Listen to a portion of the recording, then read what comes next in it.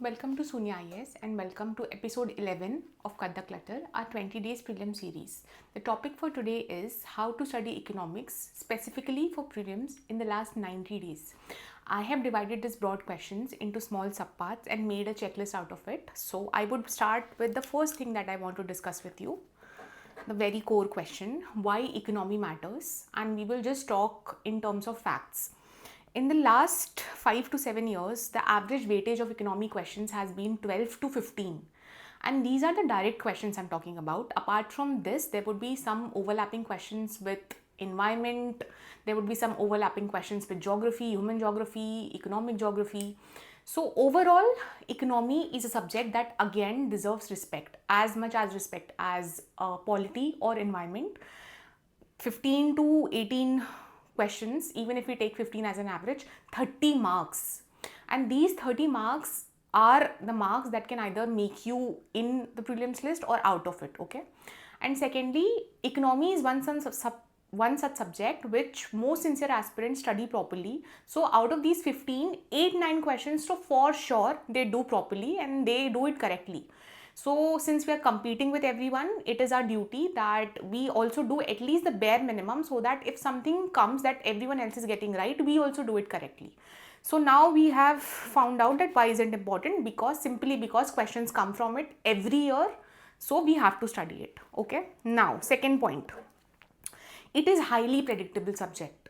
This might be a little controversial, but I personally feel economy is one thing, if done well at the conceptual level, no matter how hard the question is, how hard the application part is, if you understand the basics properly, you will be able to solve that question. Okay, I am not saying that you will be able to solve all 15 questions, but 10 to 12 questions, even if their nature seems a little complicated on paper, if you have the understanding of the basic core concept behind it, it will be solvable. So then again, economy becomes important in terms of putting efforts, because if you put in, it will give you returns, unlike maybe ancient or medieval history, which might not give you as high returns as economy will.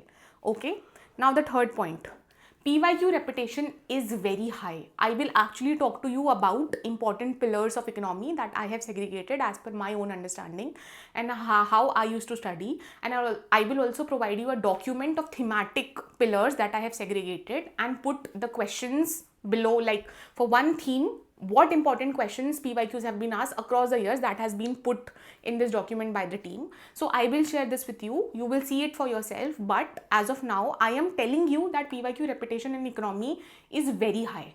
Okay, so that is why it becomes a little predictable, because once you're able to catch themes, then the subject won't seem something that doesn't have an end. It won't seem burdensome, because then you will realize what is important and you will put maximum efforts into the 20% area from where 80% questions come. Again, then I have written a point that it is more rewarding than history or geography probably, because the questions are more conceptual, they are not obscure. Okay. Now, I would want you to pause this video, take a A4 sheet, because I would be telling you in the next 2 minutes, I will tell you the 12 broad themes or pillars I have segregated, and please keep in mind that this is specific only for prelims, okay? It doesn't have to do anything with means. And then these themes, firstly, write the themes and then I will tell you how to actually analyze them. The first would be basics of microeconomics. Second would be national income. Third would be fiscal policy. Fourth would be taxation. Fifth would be monetary policy, within which you will also do banking system and inflation. Sixth would be the external sector, where you will study balance of payment and such concepts. Seven would be the market, the money market, the capital market, but it is an important theme, so please write it down. Eighth, which is sometimes ignored because you're not very sure if it is part of economy or international relations, but an important theme is bodies. For example, we got a question on coffee board, right? 9 is institutions. Again, this is a part where sometimes we feel that if a particular institution is asked, WTO or something, we are not very sure under which subject does it fall. Like it can be from economy, it can be from polity, but economic institution is an important part. 10th, agriculture, again a very ignored part. I will talk to you about it in detail. 11th, I have put poverty and employment together, so please write poverty and employment. And 12th, the final, miscellaneous. these questions could not be segregated into one particular theme, but then there are questions which, for example, you have gotten some questions regarding 5-year plan. Now, under what category do you actually put it? We can't, but then there is, so I have put it under miscellaneous theme, okay? Now, I am hoping you have these 12 things written with you. Now I will discuss them in detail, that how to prepare, what are the sources, how I did it, and please keep in mind that everything that I would advise would not be ideal, because as I have told you, the series is not about idealism, rather it is about how to actually manage things, how to survive prelims in the last 90 days. So now I will discuss with you. Okay, let's firstly talk about the sources. Okay, my sources for prelims have been, one, this book. This is non-negotiable. No matter if you're a fresh aspirant, if you are someone who has been here for a while, either you should be reading it, highlighting it, and if not, the best part, you would have made some notes out of it. But this is one book which has concepts which are directly asked in the paper. Sometimes in terms of doing things in advance, we forget about the core concept. So this book should be revised, and it should be revised near to prelims to make sure that your basic concepts are clear, okay? Second, for prelims, this is the book that I referred, okay? I will tell you what is this, and if you don't want to do this, if you don't want to shift to a revision booklet, what you should be doing, but this is something I did, okay? And even this has themes almost same as I made you write. Maybe it has a little more, but yeah.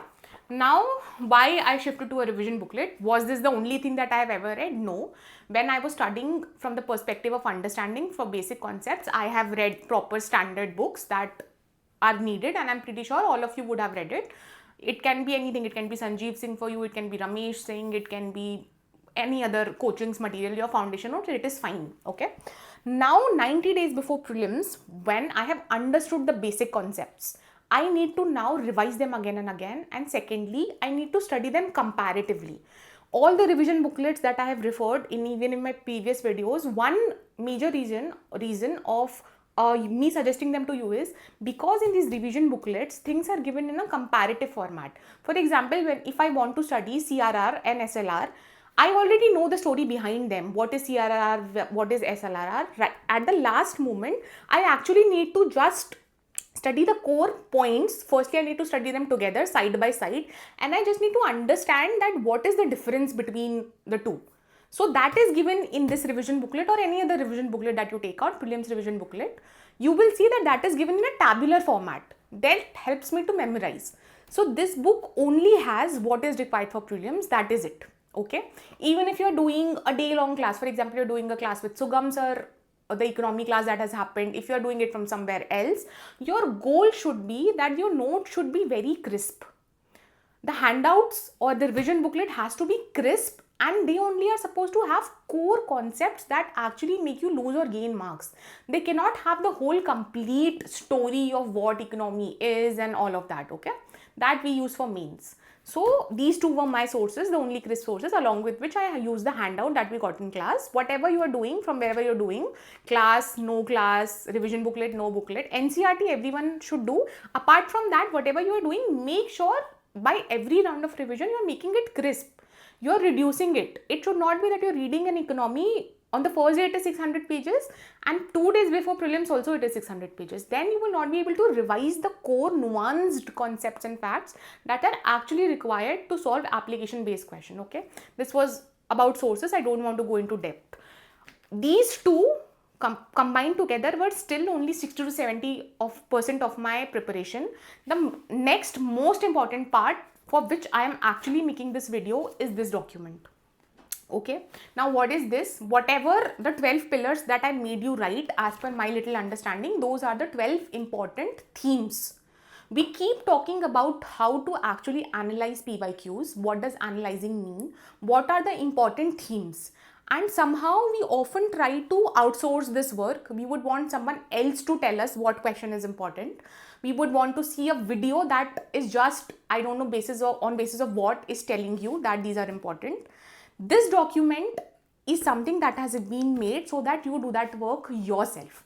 I am not going to dictate that this question is important, this chapter is important. Rather, I would want you to find it for yourself. And that is what PYQ analysis is.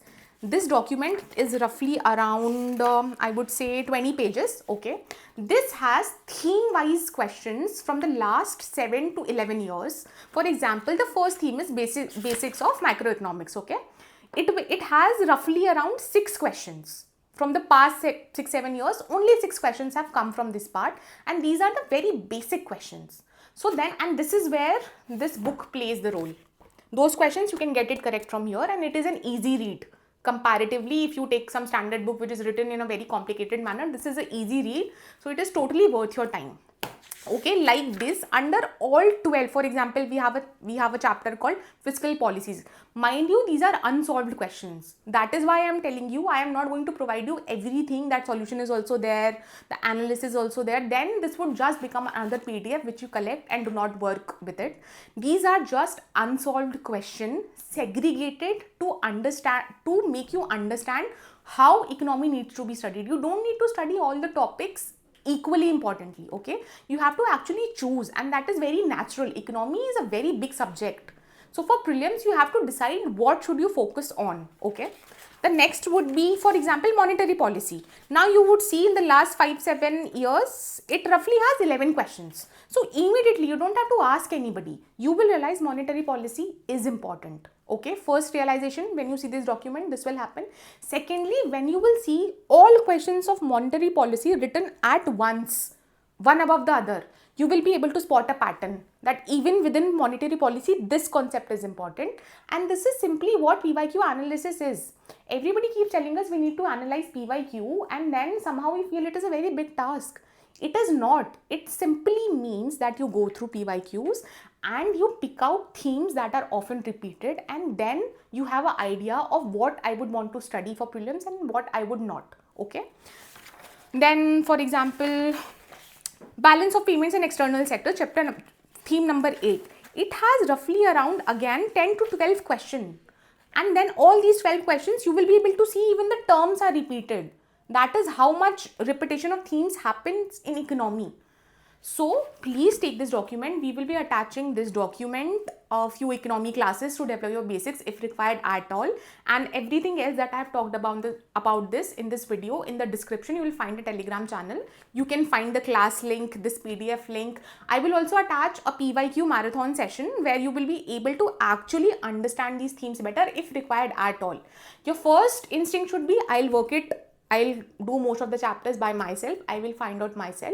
But if some concepts you're not able to actually understand why this PYQ was asked, you can refer to that marathon, PYQ marathon also. I'll attach all of these, but keep in mind they are not compulsory for you to use. You only use them if required, and your first option should always be, I will take this document, I will take a PDF, print out, and I will do it myself, okay.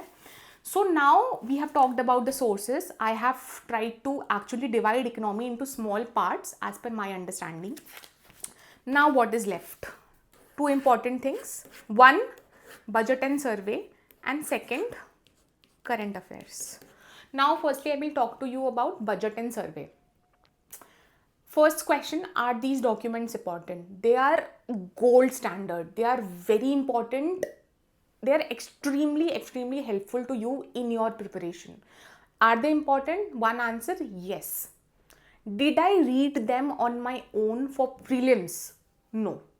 I will be very honest with you. We are told that we should read budget on our own. We should read economy survey on our own. I did that for my mains and it was really fruitful. It helped me frame proper conclusions, proper introduction. It did. But for prelims, that too in the last 90 days, I would not advise you to do it on your own. Rather, pick out a compilation along with a video, okay? And then you make sure, because see, questions are directly come from economic survey and budget. In fact, they legit ask the themes. They will pick it up line by line and they will tell you, okay, that would be fine. But it is very late for you to now spend time on that when prelims is very near, and you have to do a lot of more things, okay. So one answer to is, are these documents important? Yes. But do you need to refer to them right now? No. You can pick up any compilation of budget and survey and please try that. Anyways, that would be very less number of pages. It will be anyways very crisp. On that you put enough efforts, so then you do the bare minimum. Again, you have to balance. You can't keep doing that for one question that will come from survey. You can't read a 1,000-page document.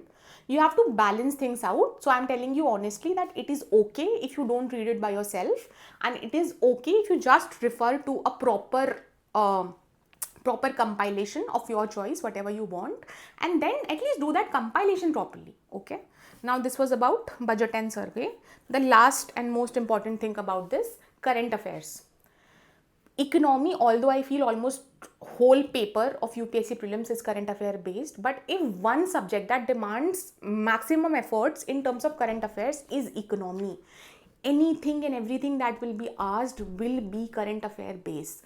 So you now in the last 85 days, 90 days, when you study economy, it should not be in terms of पहले मैं static करूँगा फिर current affairs करूँगा. No, you have to do it together. Whatever current affair compilation, whatever video you are seeing, whatever you see in news. For example, repo rate is changed. What is the stance of RBI? If you see that that is something in news, then you need to come back to your book static and make sure you know the basic concepts. So this should be the way that you do. From now you don't segregate. You should not do that current affair economy compilation you do 1 month after, and right now you do study static. No, you have to do both. You have to balance both of them. Spot what is in news from your current affair compilation, go back to your standard sources and read it from there. That is how you will balance both current and static. Okay, I think that would be all from my side. If you would still have any doubt remaining regarding economy, you can please tell me in the comment sections. I have actually tried to tell you the practical way possible. I have tried to actually tell you what can be done rather what should be done, which is the whole theme of Cut the Clutter. I will see you in the next video, and all the things that I have talked about you will find in the description. Until then, take care.